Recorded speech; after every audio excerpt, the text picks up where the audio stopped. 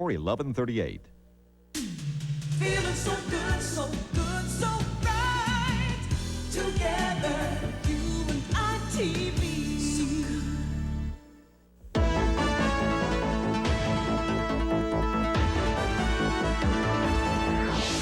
Rescuers in the Soviet Union search for survivors in the rubble of another major earthquake.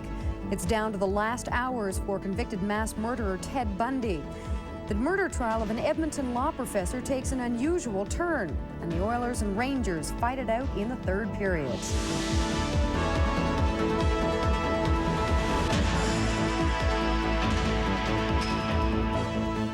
Good evening. Another major earthquake has struck the Soviet Union, the second in less than 2 months.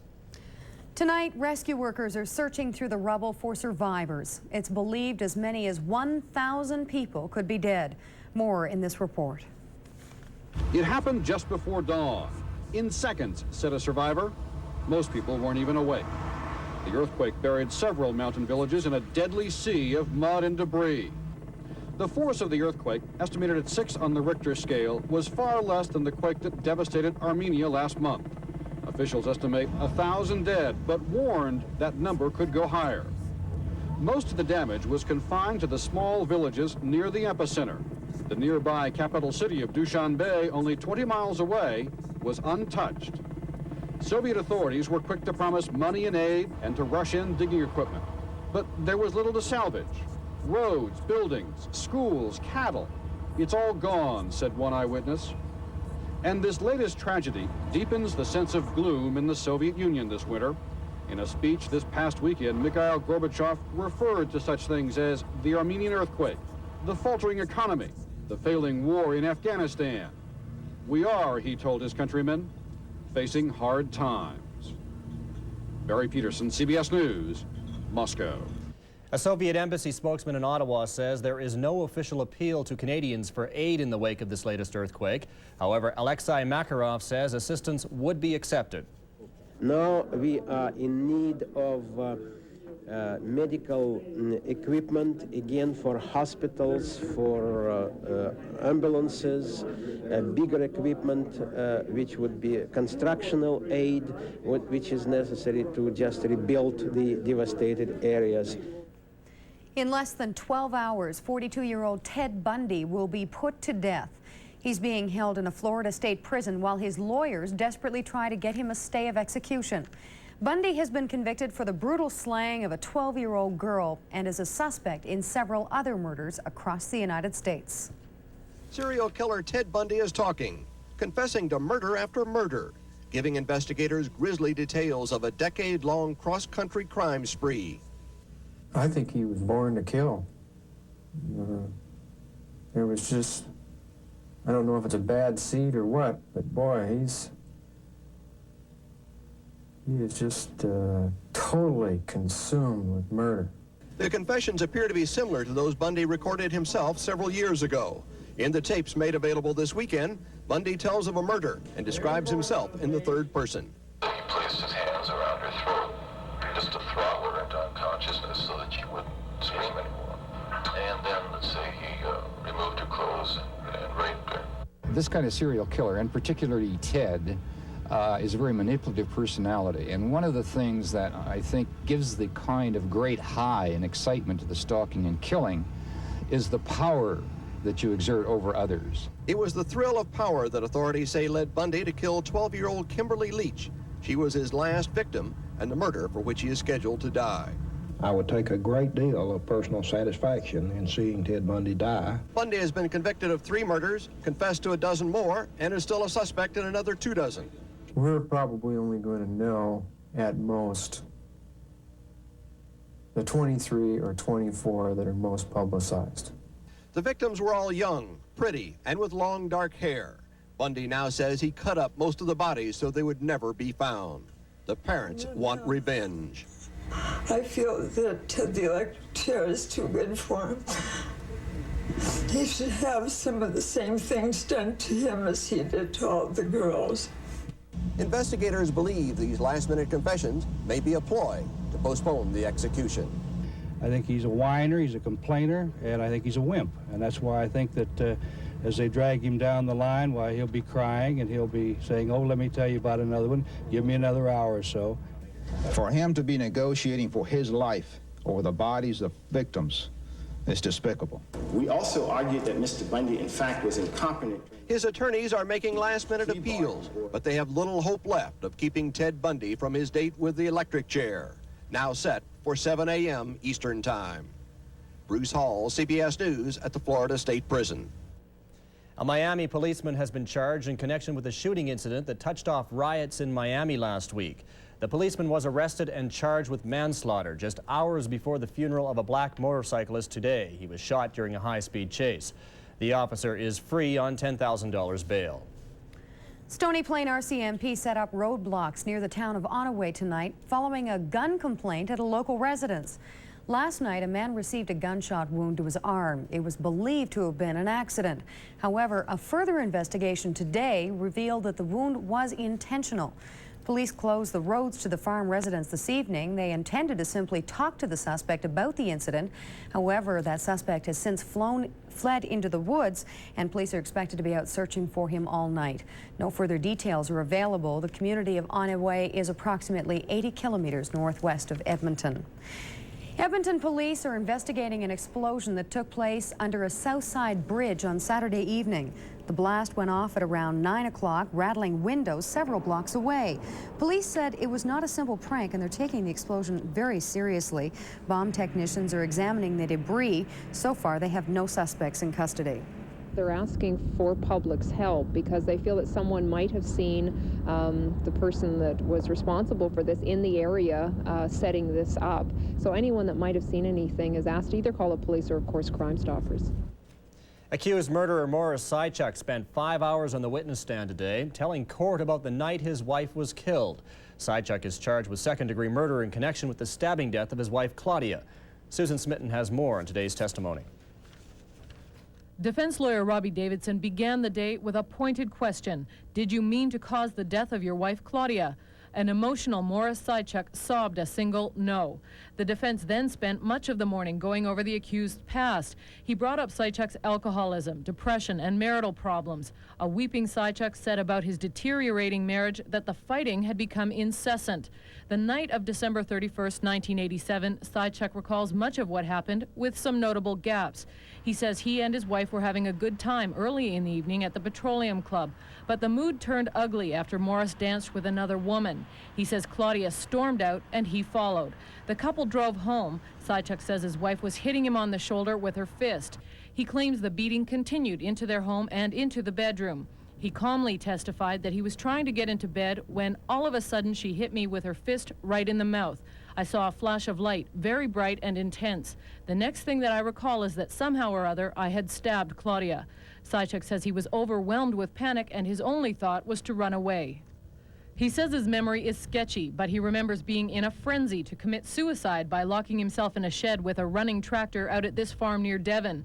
But under cross-examination, Sychuk admitted he realized that he'd stabbed his wife while the knife was in his hand. He told the court, whether it's the knife in my hand or the stabbing motion that brings me around, I don't know. Claudia Sychuk was stabbed 22 times. The knife was found protruding from her neck. But the professor claims he never saw his wife and never thought to get medical aid. That's the strange thing. I must have been right there and I didn't see her. Crown prosecutor also pointed out that despite severe depression, Sychuk carried on a thriving law practice, taught at the university, attended arbitration hearings, and marked exams through December. The trial continues tomorrow. Susan Smitten, ITV News. RCMP suspect alcohol may have been involved in a weekend accident near Camrose, which claimed the lives of 3 Edmonton youths. Police say a 1975 Valiant forced a police car onto the shoulder of Highway 13 Saturday night before slamming into a half-ton truck further down the highway. Although the police car had turned around to pursue the vehicle, the officer was a half a mile behind when the accident occurred. And police are wondering whether the driver even knew he was being chased. Dead are 16-year-old Joseph Earl McMillan and his brother 17-year-old Peter Raymond McMillan, as well as 17-year-old Kevin Bennett, all of Edmonton. 18-year-old Shane Harshmu and 18-year-old William Shaw are both in hospital with critical injuries. The driver of the half-ton truck, Wilson Okemo of Hoboemia, remains in stable condition. The accident is still under investigation. A 19-year-old Edmonton man faces 4 charges in connection with the traffic death of a city woman. Sandy Allen Hampshire is charged with driving with an unregistered vehicle, driving with an uninsured vehicle, not having a valid driver's license, and failing to remain at the scene of an accident. The charges relate to a traffic collision January 10th.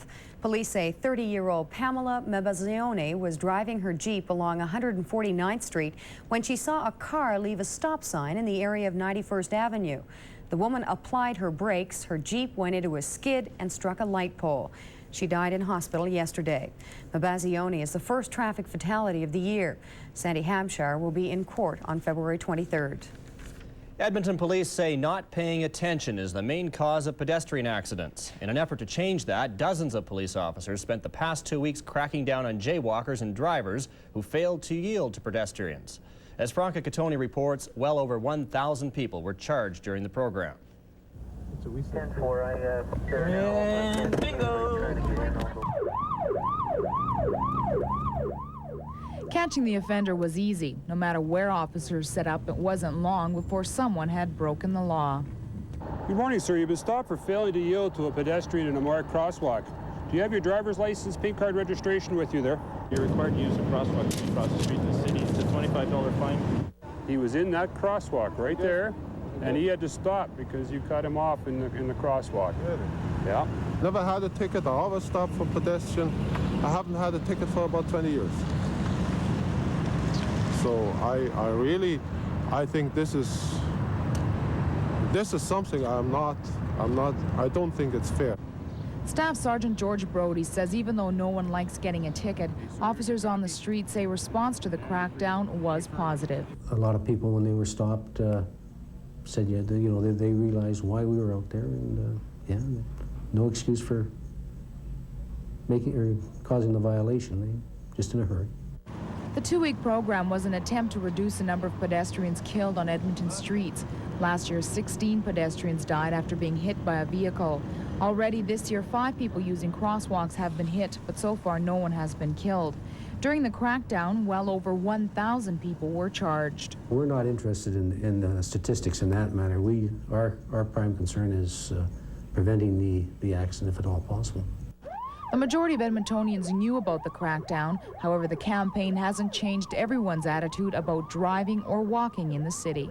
I think they're taking too much time for pedestrians to cross streets. Roads are for traffic and not for pedestrians. I used to cross the road anytime I wanted, and I just used to step off the curb, and it sort of held me back. I've jaywalked in the past, and I'm very cautious about jaywalking. And I think it's made everybody more alert. Everybody's looking. But it's leading to greater safety. The police department says it will launch 2 or 3 more similar crackdowns later this year. Franca Catoni, ITV News. The Vegreville Fire Department is cleaning up after a $500,000 blaze last night destroyed a town landmark. The Prince Edward Hotel stood at the center of the community for more than 80 years. As Brent Gilbert reports, area residents turned out this morning to have one last look at the old structure. The flames could be seen from miles around as the old Prince Edward Hotel burned to the ground. The alarm had come in just after 8 o'clock on Sunday night, but the efforts of 30 firemen were not enough to save the building. This morning, the burned-out remains of the building were encased in ice. A barber shop, realtor's office, and flower shop also fell victim to the blaze. Local firefighters say they're surprised the building lasted as long as it did. The Prince Edward Hotel was composed almost entirely of wood. Although the fire hall was just a block away, the old building burned in a matter of minutes. We've had a pretty good start in the back quarter. I guess it'd be in the bar area we figured it started, and it's just a tinderbox made of all wood construction, and it's been there for 80-some years, so it didn't take long to go up. The majestic old hotel had been one of the first buildings to grace the Vegreville skyline. It was originally known as the Queen's Hotel back in the early 1900s. In recent years, the 80-year-old structure had shown its age, but local residents still mourn the loss of the town's landmark.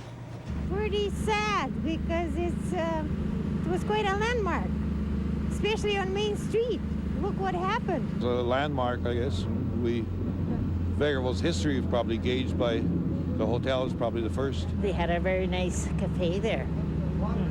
Very nice place for eating, you know, and the service was really fantastic.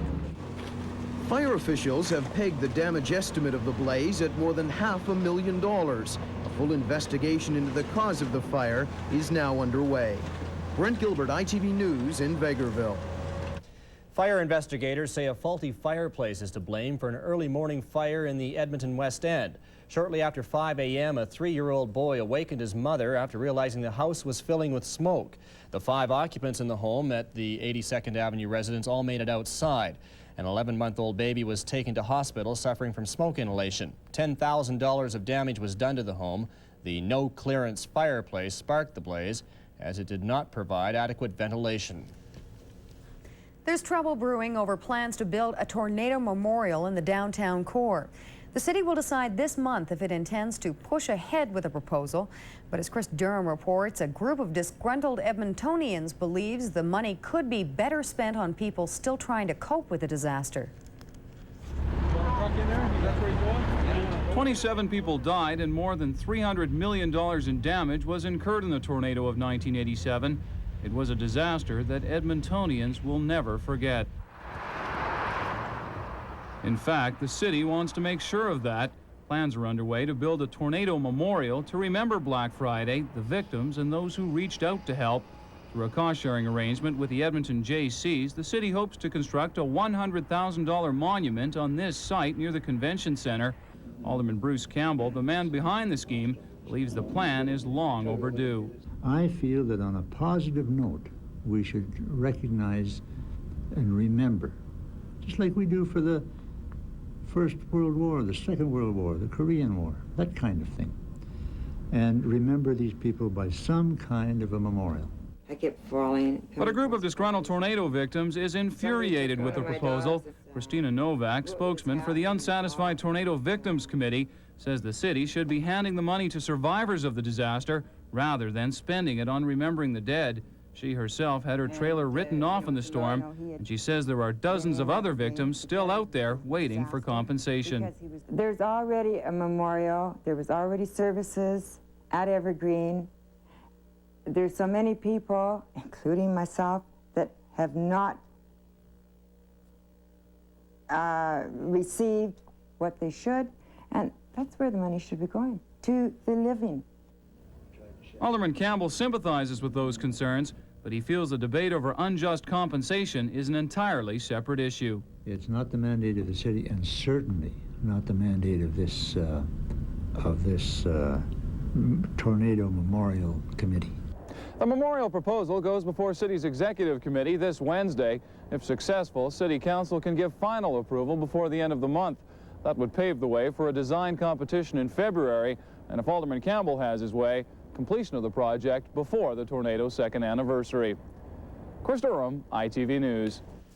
The victims of last week's schoolyard shooting in Stockton, California were remembered in a memorial service today. More than 2,000 people attended, including state officials. The service was conducted in 4 languages. 5 immigrant children were shot after a gunman went on a rampage.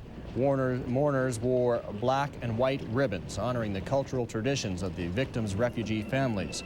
Many Vietnamese children attend the school where the shooting took place. Still to come on ITV News, the federal government is accused of softening its stand on South Africa. And the Argentine army battles against civilian commandos.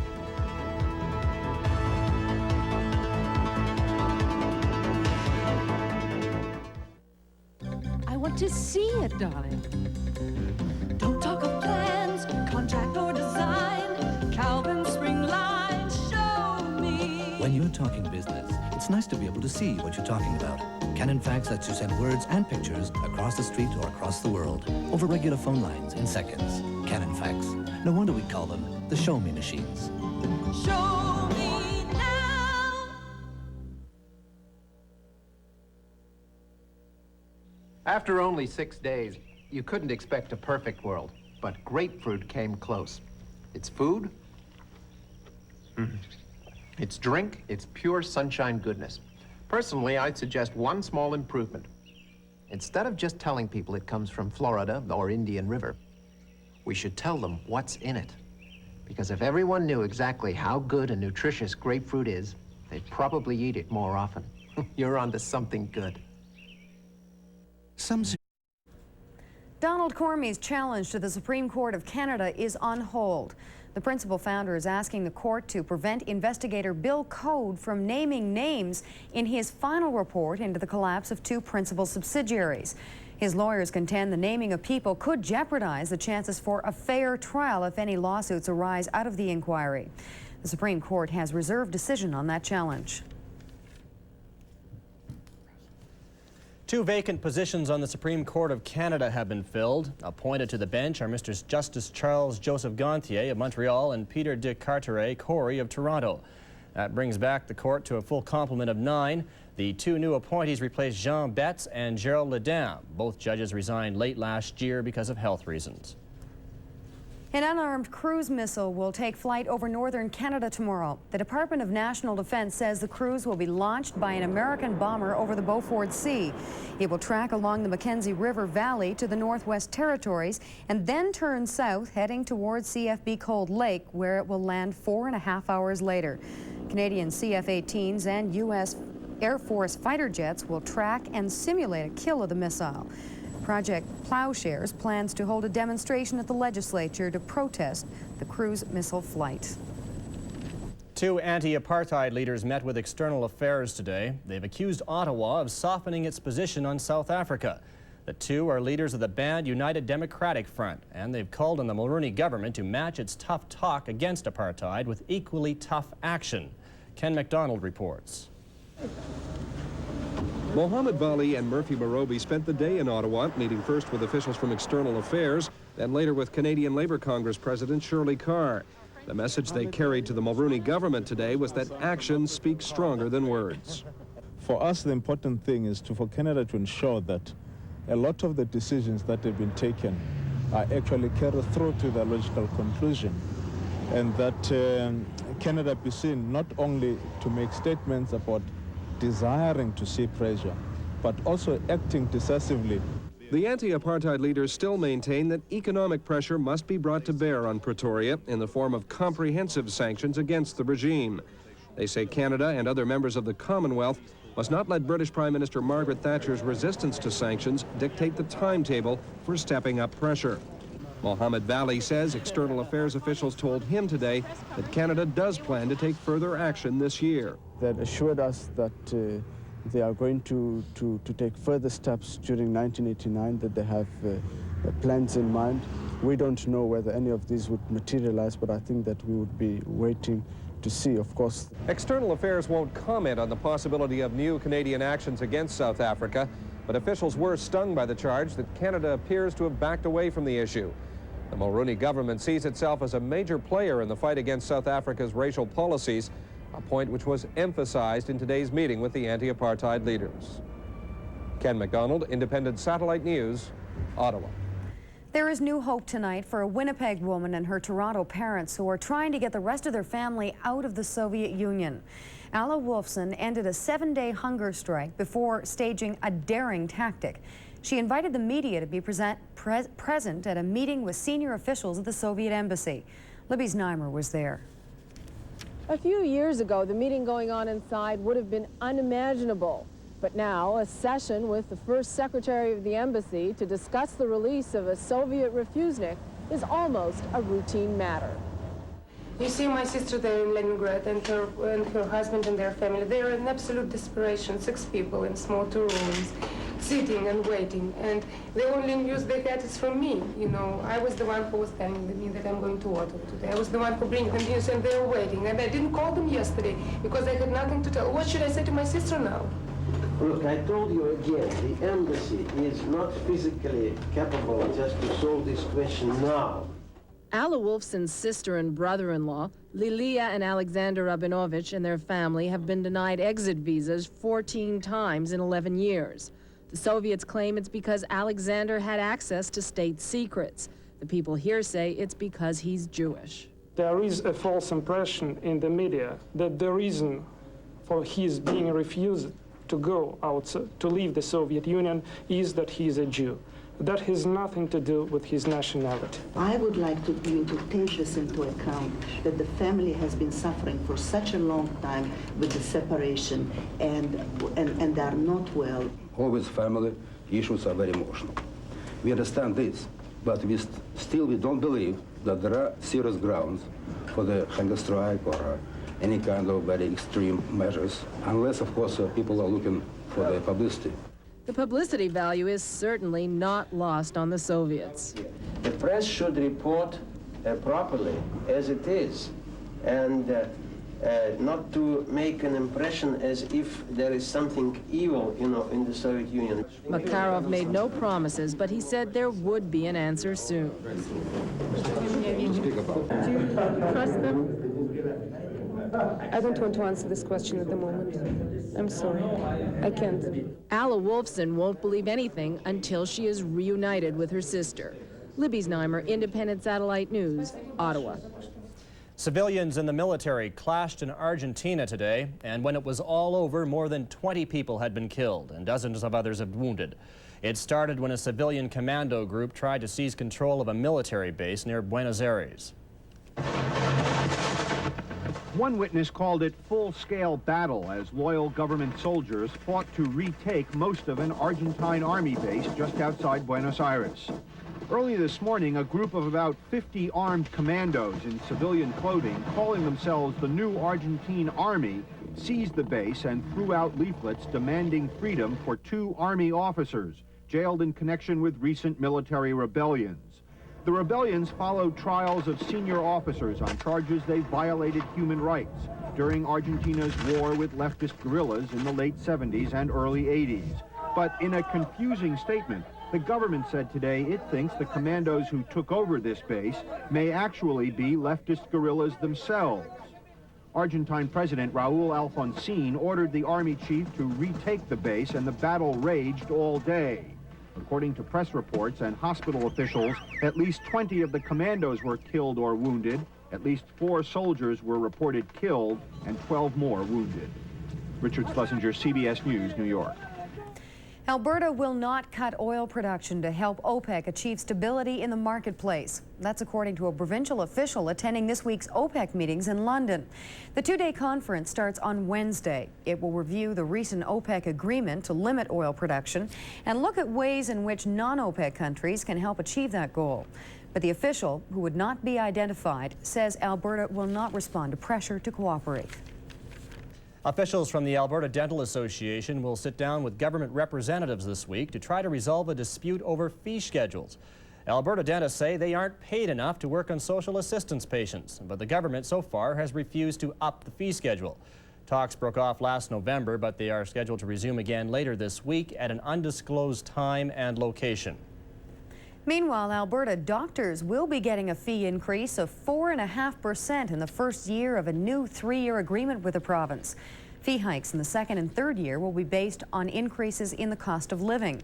The fee schedule affects almost 4,000 doctors across the province. The tentative settlement was recently negotiated by the Alberta Medical Association and the province.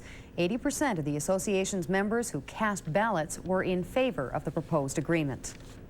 A group of students from Queen Elizabeth Composite High School were honored today for their efforts during the Christmas season. For the 2nd year in a row, the students of Queen Elizabeth School won the ITV High School Food Bank Challenge for raising the most donations for the food bank. This year's competition drew more than 28,000 cans of food. The city's schools organize many special events to reach their goals, including sock hops and WrestleMania competitions. The students' efforts helped to make 1988 the most successful year in the food bank's history. Edmontonians were very generous with their cash. We had mentioned before Christmas that we were running at a $46,000 deficit, and for obvious reasons, you just can't keep doing that. So people brought in money, and we've now covered our deficit, and we're really smiling since our Christmas collection. And now Bill Matheson has a look ahead to the weather forecast. Thank you very much, Leslie. Good evening, everyone. Yes, this coming week, the 3rd week in January, is traditionally the coldest week of the entire year, when everything freezes up cold. But there are indications on the weather map tonight we don't have anything to worry about at all in that regard. As a matter of fact, it looks as if it's warming up. Oh, well, I'll be back to tell you about it later on in this newscast.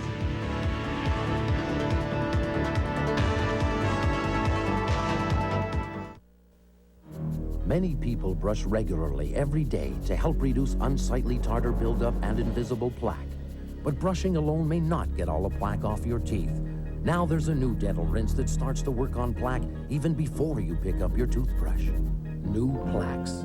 The first dental rinse specially formulated for use before brushing. Because rinsing with plaques then brushing will remove up to 3 times more plaque than brushing alone. New Plaques starts to work even before you pick up your toothbrush.